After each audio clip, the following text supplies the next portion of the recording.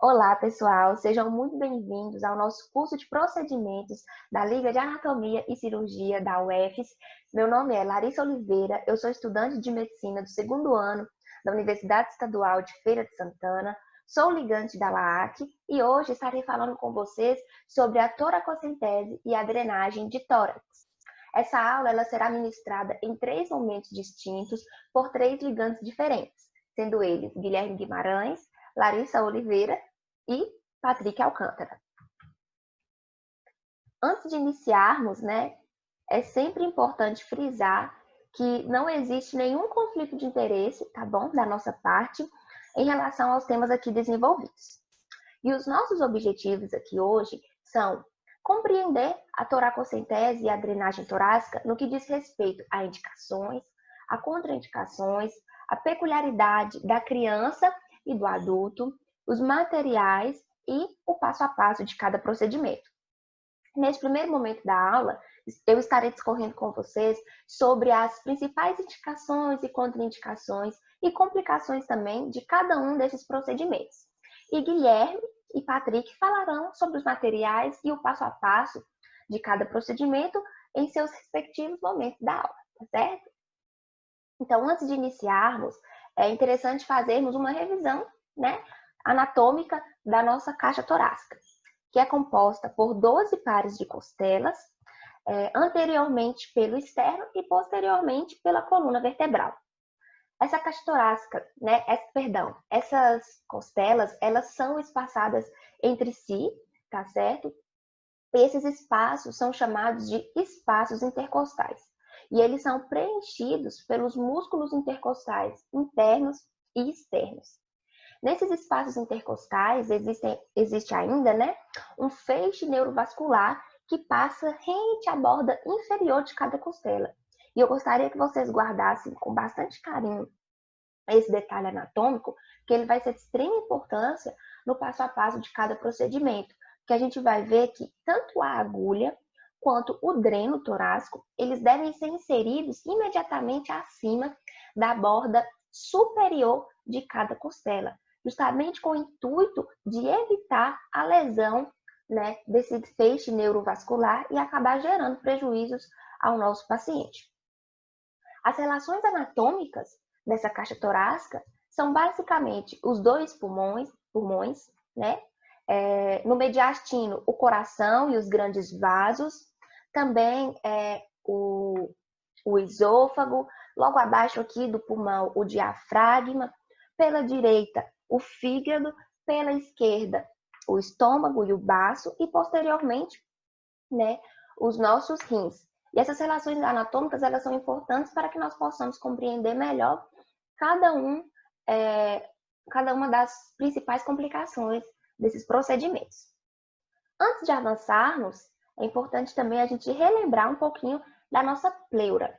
A pleura, que é um tecido que vai revestir tanto a cavidade torácica, no caso da pleura parietal, quanto a superfície dos pulmões, no caso da pleura visceral. E entre essas pleuras existe o espaço ou cavidade pleural que vai preenchido por um líquido.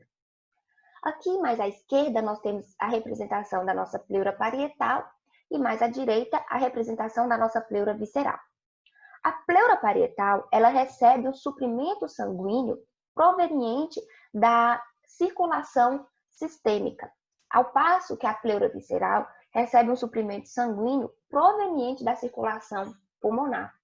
E isso faz com que a pleura parietal ela tenha relativamente uma pressão sanguínea mais alta do que a pleura visceral.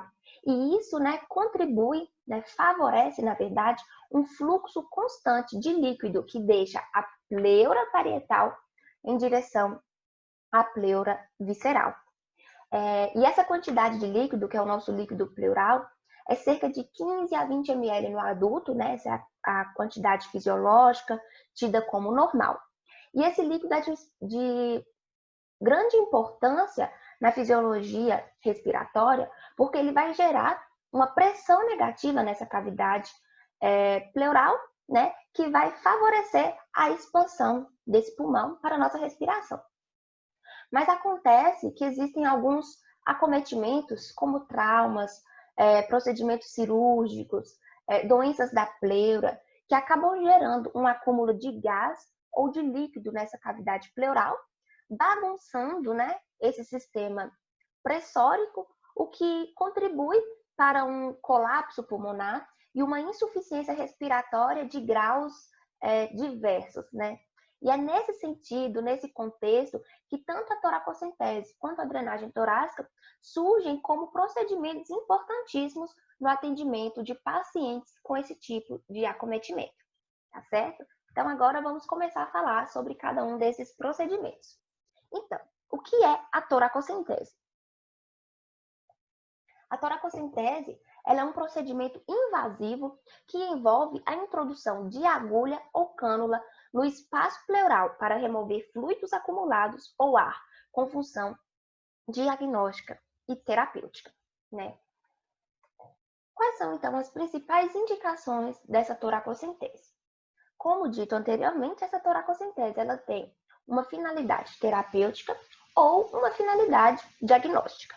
As indicações da finalidade terapêutica, elas são derrame pleural volumoso, hemotórax e ou pneumotórax e empiema em fases iniciais.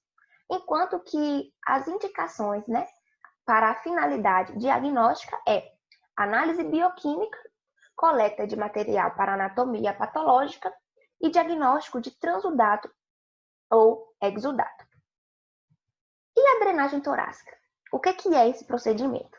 É a inserção de um dreno torácico para a evacuação de coleções anormais de ar ou líquido do espaço pleural. E quais são as indicações dessa drenagem torácica? São derrame pleural, hemotórax, empiema, quilotórax, pneumotórax, fístula broncopleural e prevenção de hidrotórax após a cirurgia cardiotorácica. Você pode estar se perguntando assim, beleza, Larissa. As indicações da toracocentese, algumas, né, indicações da toracocentese, são muito parecidas com as indicações da drenagem torácica. E aí, como é que eu devo proceder? Quando eu faço uma toracocentese e quando eu faço uma drenagem torácica? E é por isso que nós vamos discutir, né, com maior carinho, cada uma dessas indicações, principalmente as indicações em comum da toracocentese e da drenagem torácica, para a gente compreender como a gente vai abordar o nosso paciente, certo? Vamos começar então falando sobre o derrame pleural, que é um acúmulo de líquido na nossa cavidade pleural, tá certo? E que apresenta uma sintomatologia diversa a depender da doença de base, ou seja, a depender do que está causando aquele derrame. Mas existe uma sintomatologia que é clássica, que é a que basicamente todos os pacientes com derrame vão apresentar, que é tosse, dispneia, dor torácica do tipo pleurítica, ou seja, é uma dor empontada, lacinante, é uma dor que é localizada na região em que a pleura está sendo acometida, é uma dor que é mais intensa no início da formação desse derrame, né? E menos intensa conforme esse derrame ele vai aumentando seu volume, ou seja, é inversamente proporcional à quantidade de líquido que existe ali naquela cavidade pleural. E existem outras manifestações, né? Por exemplo, no exame físico, a gente pode observar um abaulamento do hemitórax acometido, uma redução dos murmúrios vesiculares na área do derrame, uma maciez também, né, na percussão da área desse derrame, tá certo? E no exame de imagem, aqui no caso, esse raio-x de tórax em PA, a gente pode observar o velamento ou apagamento, obliteração do nosso seio costofrênico, que é indicativo de um derrame pleural. Esse derrame pleural, né, ele pode ser do tipo transudato ou exudato. As características individuais de cada um desses líquidos vão ser abordadas com maior detalhe na aula de toracocentese. Aqui nós vamos falar um pouquinho sobre as causas, né, de cada um, tanto do transudato como do exudato. O transudato, ele tende a ser causado por uma descompensação né, da dinâmica pressórica dos nossos capilares. Então, por exemplo, eu poderia ter um derrame do tipo transudato por aumento da minha pressão hidrostática, que é o que acontece em pacientes com insuficiência cardíaca congestiva. Por quê? O sangue, ao não circular da maneira adequada, ele aumenta a pressão hidrostática nos capilares e favorece o extravasamento de líquido. Esse transudato ele também pode ser formado por uma redução da pressão oncótica, que é o que acontece em pacientes com cirrose hepática, né? Porque você vai ter um prejuízo ali na produção de proteína plasmática, e também em pacientes com síndrome nefrótica, em que esse paciente ele vai perder bastante proteína plasmática pela urina. Já o exudato, ele vai ser formado por um aumento na permeabilidade dos nossos capilares, geralmente, né, originada por um processo inflamatório ou infeccioso, que é o que acontece no caso de pneumonia, no caso da tuberculose, no caso de processos neoplásicos, certo? E a conduta frente a um paciente com derrame pleural, como a gente viu, é uma toracocentese e ou uma drenagem torácica. E é por isso que eu trouxe aqui um fluxograma para a gente entender melhor o que a gente vai fazer frente a esse paciente com derrame pleural. Então, a primeira coisa, preciso diagnosticar esse derrame pleural.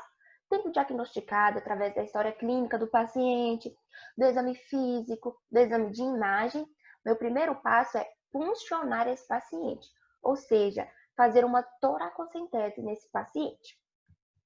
Se quando eu puncionei esse paciente, eu recebi um líquido com característica de transudato, ou seja, um líquido mais claro, com uma corzinha assim de xixi, tá certo? E eu queria deixar claro que, obviamente, esse líquido ele vai para o laboratório para realmente confirmar se é um transudato ou exudato, tá certo? Mas no momento da punção já dá para a gente ter um spoiler, uma prévia, se é transudato ou exudato. Então, puncionei, veio um líquido com característica de transudato, eu vou fazer punções repetidas, tá bom? De alívio para melhorar a sintomatologia desse paciente e também para acompanhar a evolução desse paciente. Se a evolução for boa, ok. Mas se a evolução ela for má, eu vou ter que submeter esse paciente a uma drenagem torácica. Vamos supor que ao puncionar esse paciente, eu recebi um líquido de característica de exudato, ou seja, é um líquido mais turvo, um líquido que lembra caldo de cana, muitas vezes já vai vir direto um pus, tá certo? E mais uma vez eu bato na tecla. Esse líquido vai ser mandado para o laboratório para confirmar se é transudato ou exudato. Aqui é só uma prévia, né, no momento da punção. Se for exudato, eu tenho duas alternativas. Se for um derrame pequeno, eu posso fazer punções repetidas, tá bom? Com o intuito de melhorar a sintomatologia desse paciente e também de acompanhar a evolução. Se for boa, ok. Se for má, drenagem torácica. Porém, se esse derrame ele for um derrame grande, um derrame volumoso, aí eu já vou submeter diretamente esse paciente a uma drenagem torácica, tá certo? Avançando então, temos aqui agora o empiema. O empiema, ele é a coleção de pus na nossa cavidade pleural. Ou seja, é um derrame do tipo exudato que recebeu um nome mais sofisticado, que é o empiema. O empiema, ele pode ser causado por abscesso pulmonar, por complicação de cirurgia torácica, tá certo? Mas a principal causa de um empiema é a complicação de um derrame parapneumônico, ou seja, de um derrame em paciente que apresentava uma pneumonia. Porque o derrame parapneumônico ele tem uma lógica sequencial, ele tem uma lógica de evolução. Então, ele começa ali como um derrame do tipo exudato, começa a evoluir com formação de septações e depois evolui para a formação de um empiema. E aí, se esse empiema ele for um empiema pequeno, eu posso submeter esse paciente apenas a uma toracocentese, tanto de alívio, né, no caso, então, como uma função terapêutica, quanto como uma função diagnóstica, tá certo? Mas se for um empiema grande, como esse evidenciado aqui nessa tomografia de tórax, aqui a gente vê a coleção de líquido nessa cavidade pleural, e nesse líquido a gente vê uma região mais densa, né, que é o pus. Se esse empiema já for um empiema volumoso, como esse aqui, que ocupa quase a metade, né, na verdade mais da metade do hemitórax desse paciente, aí já vai ser direto uma drenagem torácica, tá certo? Com empiema não se brinca. Aqui eu trouxe um vídeo para vocês entenderem um pouquinho do que eu disse sobre as septações. Aqui a gente está vendo uma pleuroscopia, um paciente sendo submetido a uma limpeza cirúrgica, né? Aqui a sucção desse exudato, como vocês podem ver, é um líquido mais turvo, que lembra um caldo de cana. E aqui a gente vê uma série de septações, várias septações. E essas septações, elas são um fator agravante a um paciente com derrame pleural. Porque pensem comigo, ao inserir um dreno nesse paciente, essas septações vão impedir que o dreno ele chegue aos locais de coleção de líquido e vão impedir também que esse líquido escorra em direção ao dreno, ou seja, a drenagem ela não vai ser efetiva. O paciente vai continuar com esse derrame do tipo exudato que vai complicar ainda mais. Tanto que a gente vai ver que a derrame septado é uma das contraindicações relativas para a drenagem torácica de um paciente. No caso, esse paciente vai ter que ser submetido, muitas vezes, a uma limpeza cirúrgica. E aí você pode se perguntar, beleza, Larissa, mas como é que eu sei que esse paciente está com um derrame septado? Bem, a gente pode submeter esse paciente a uma ultrassonografia e também pode submeter esse paciente a radiografias em duas incidências diferentes. Então, eu faço uma radiografia em PA, né, uma radiografia de tórax em PA, vejo lá o seio costrofrênico velado, apagado, né? E aí eu vou submeter esse paciente a uma radiografia do tipo Laurel, ou seja, paciente deitado e raios horizontais, perdão.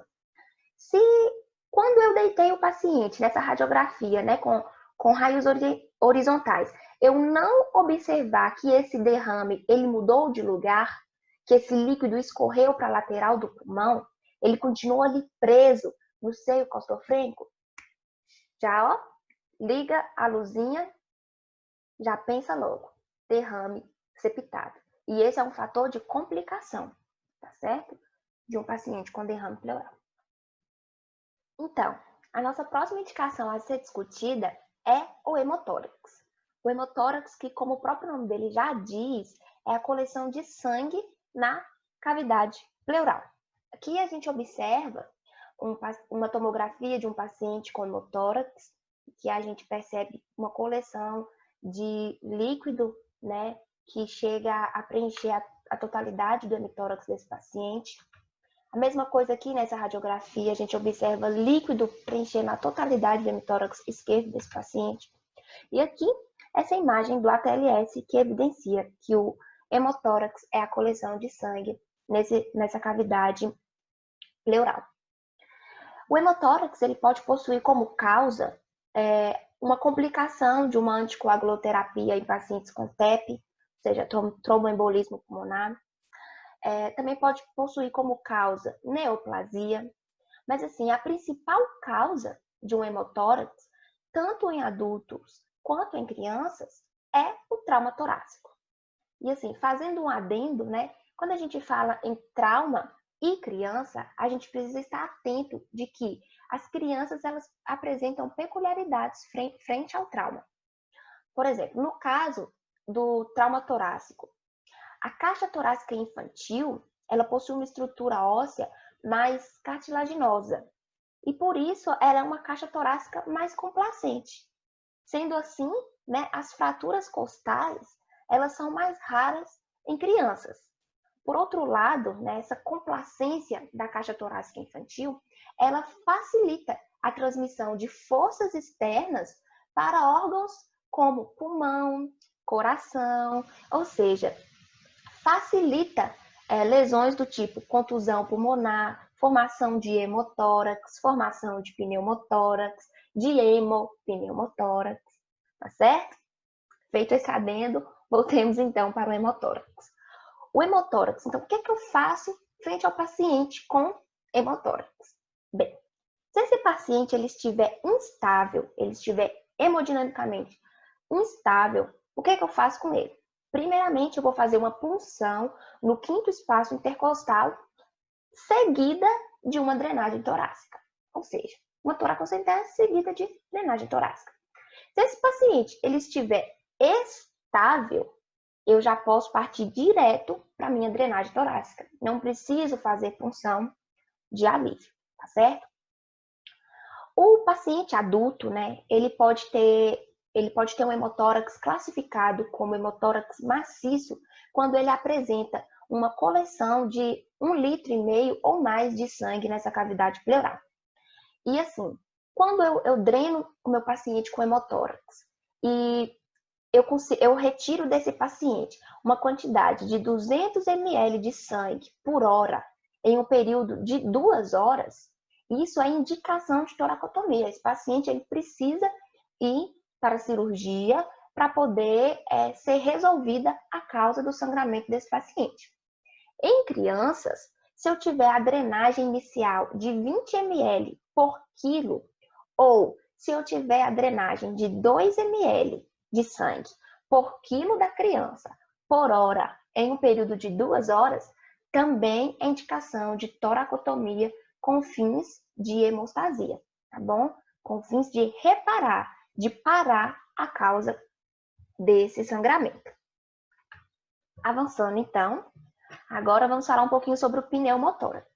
Pneumotórax, ao contrário de todas as indicações que a gente falou anteriormente, que se tratavam de líquidos, ele vai se tratar de ar. Então, é coleção de ar no espaço pleural. E esse pneumotórax, ele vai apresentar uma sintomatologia bastante característica. E o diagnóstico do pneumotórax, ele é clínico, tá bom? A gente não precisa de exame de imagem para poder confirmar um pneumotórax. O diagnóstico de pneumotórax é clínico. Então, o paciente ele vai chegar no pronto-socorro com dispneia, com dor torácica, com taquipneia, taquicardia. Muitas vezes, a depender do tamanho desse pneumotórax, ele vai apresentar desvio de traqueia, desvio de mediastino. No exame físico, a gente vai encontrar redução dos murmúrios vesiculares. Na percussão, a gente vai encontrar, ao contrário do derrame pleural que a gente encontrava maciez, a gente vai encontrar hipertipania. A gente vai encontrar também o hemitórax acometido, meio assim, com abaulamento, né? Então, assim, o diagnóstico do pneumotórax, ele é clínico. E o pneumotórax, o que a gente faz, então, frente ao paciente com pneumotórax? É a mesma lógica do hemotórax. Se o meu paciente ele estiver instável, eu faço uma punção de alívio seguida de drenagem torácica. Se o meu paciente estiver estável, eu faço uma drenagem torácica direto. E se o pneumotórax desse paciente ele for pequeno, eu não preciso drenar esse paciente, porque existe a tendência desse pneumotórax ele evoluir sozinho, tá bom? E como é que eu sei, então, Larissa, se o pneumotórax ele é pequeno ou grande? Bem, a gente pega a radiografia do paciente, porque no caso a gente vai ter um paciente estável, né? Se o pneumotórax é pequeno. E nessa radiografia a gente procura a linha de pneumotórax. Tá aqui, ó, a nossa linha de pneumotórax. E a gente pega traça, né, um risco da maior distância dessa linha do pneumotórax até a caixa torácica. Se essa distância ela for igual ou menor a 3 centímetros, a gente tem um pneumotórax pequeno. Se for maior do que isso, a gente tem um pneumotórax grande, né? Um pneumotórax que precisa de drenagem torácica. Lembrando sempre que a clínica do paciente que vai guiar a nossa conduta. Então, se o paciente ele estiver instável, punção seguida de drenagem. Se o paciente ele estiver estável, drenagem torácica. Se o pneumotórax desse paciente for pequeno, mas a sintomatologia desse paciente for grande, eu vou ter que drenar, né? Vou ter que tirar esse ar dali. O pneumotórax, né, ele pode ser espontâneo ou traumático. Né? No pneumotórax espontâneo, ele pode ser primário ou secundário. O pneumotórax primário, ele acontece em pacientes que não apresentam patologia respiratória de base, ou seja, é algo totalmente inesperado. Mas a gente sabe que esse pneumotórax espontâneo primário, ele é mais comum em pacientes do sexo masculino, altos, magros e fumantes, né? Ou então com histórico de tabagismo. E a principal explicação que a gente tem, né, para o desenvolvimento desse pneumotórax espontâneo primário é que nesses pacientes a gente costuma encontrar bolhas de enfisema, na superfície do pulmão, ou seja, a gente encontra áreas de destruição do parênquima pulmonar. E a explicação para isso é que a atividade intensa de neutrófilos e macrófagos, gerada pelo tabaco, elas acabam destruindo as fibras elásticas do pulmão e acaba gerando uma destruição do parênquima pulmonar, favorecendo a formação de bolhas de enfisema. Consequentemente, essas bolhas elas vêm a eclodir e a formar um pneumotórax espontâneo do tipo primário. Já o pneumotórax espontâneo do tipo secundário, ele acontece em pacientes que possuem patologia de base, patologia respiratória. Então, são pacientes com fibrose cística, pacientes com DPLC, com asma, certo? E aí, a explicação do pneumotórax espontâneo vai depender da fisiopatologia de cada doença. Já o pneumotórax traumático, né? A gente pode ter ele fechado ou aberto. No caso do pneumotórax aberto, ele vai ser causado normalmente por objetos perfurantes que vêm a gerar, né, a formar um orifício na caixa torácica desse paciente e muitas vezes também no próprio parênquima pulmonar.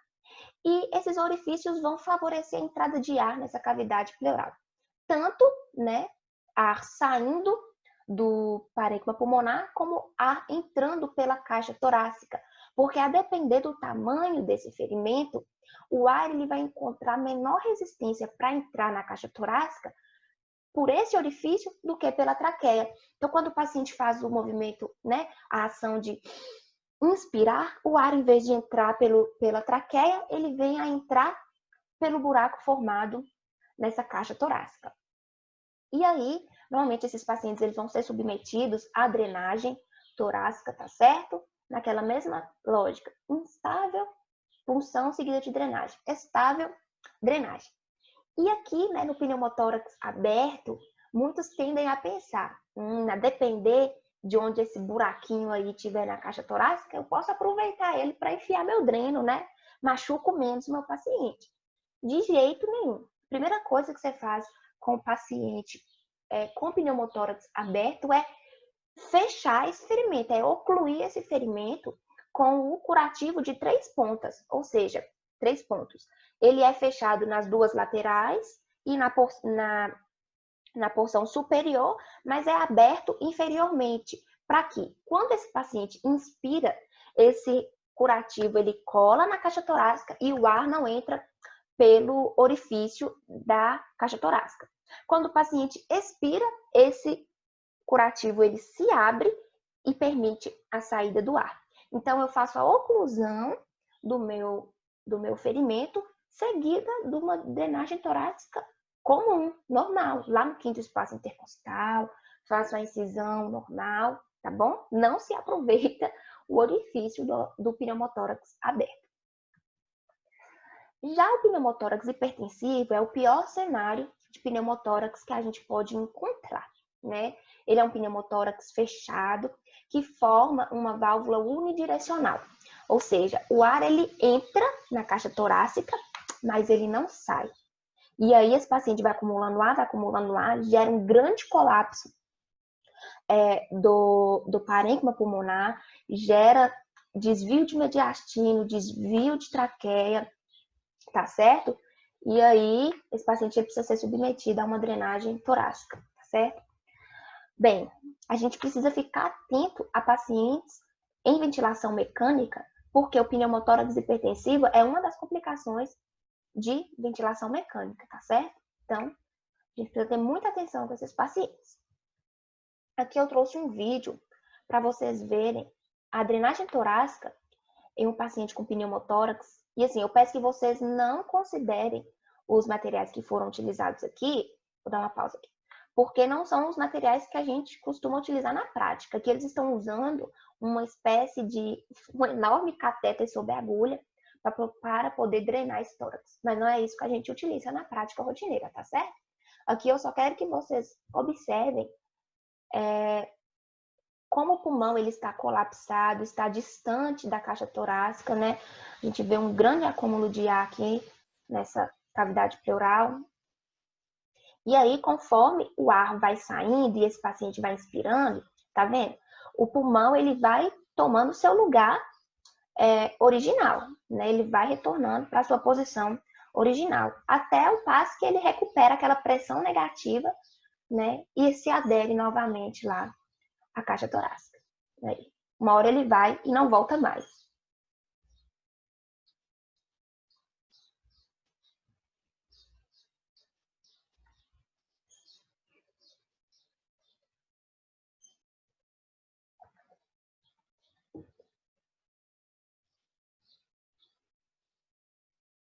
Pronto. Foi e não voltou mais. Bem, a última indicação que a gente tem aqui, então, para discutir é a fístula broncopleural. A fístula broncopleural, ela é uma comunicação do sistema brônquico com a nossa cavidade pleural. E o que isso acarreta?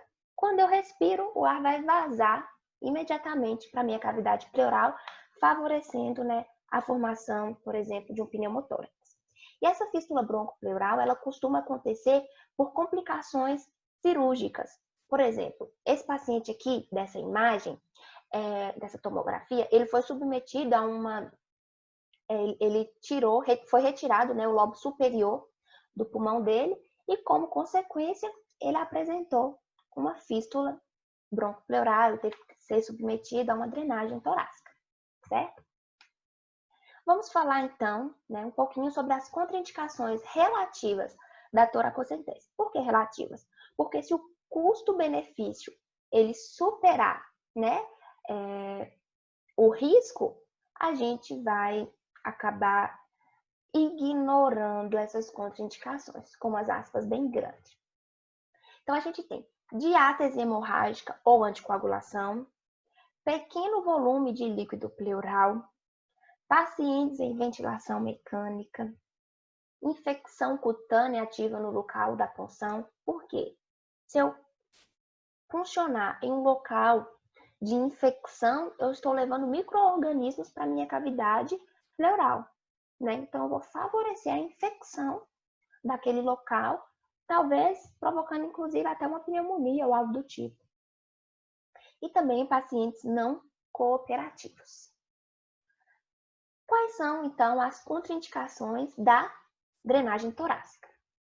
A anticoagulação sistêmica também, pneumotórax pequeno estável, lembra que eu mencionei para vocês anteriormente da linha de 3 centímetros? Empiema causados por organismos ácido resistentes, acúmulo de fluidos loculados, lembra dos septos? E as complicações da toracocentese. Pneumotórax, que é mais comum, edema pulmonar de reexpansão, que eu vou mencionar mais adiante, dor no local da punção, empiema ou infecção dos tecidos moles, punção do baço ou fígado, lembra das relações anatômicas que a gente falou lá no início? E drenagem torácica, as complicações. Edema pulmonar por reexpansão também, enfisema subcutâneo, perfuração do diafragma e colocação subdiafragmática do dreno, lembra? Tudo relação anatômica. Pneumotórax aberto ou hipertensivo ou pneumotórax recorrente também. Perfuração do parênquima pulmonar. Lesão ao coração, grandes vasos ou pulmões. Hemorragia. Empiema. Colocação subcutânea. Choque cardiogênico. Infecção. Então, aqui nós temos uma tomografia que evidencia um edema pulmonar por reexpansão. Quando a gente tem uma reexpansão abrupta do pulmão, isso pode provocar um desequilíbrio, né, das pressões hidrostática e oncótica dos nossos capilares, o que favorece a formação desse edema. E a formação desse edema pulmonar por reexpansão, ela está relacionada com a cronicidade do colapso pulmonar, com a quantidade de ar ou de líquido que foi evacuado da cavidade pleural e também está relacionado com a rapidez com que esse pulmão foi reexpandido.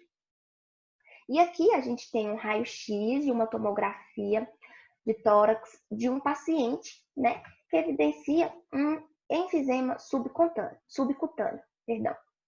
Esse paciente, ele possui DPOC, cursou com um pneumotórax espontâneo do tipo secundário e precisou ser submetido a uma drenagem torácica que teve como complicação esse enfisema subcutâneo tão extenso. E era isso que eu tinha para trazer para vocês nessa primeira parte da nossa aula de toracocentese e drenagem de tórax. Espero que vocês, que tenha sido um momento de muito aprendizado para vocês. E agora a nossa aula continua com os meninos, Patrick e Guilherme. Até mais!